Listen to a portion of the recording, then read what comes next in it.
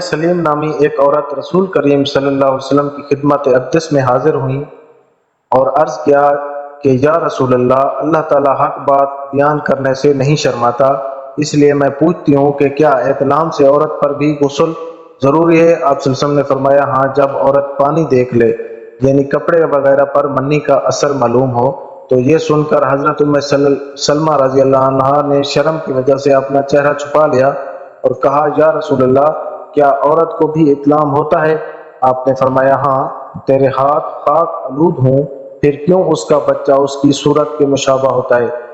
یعنی یہی اس کے احتلام کا ثبوت ہے۔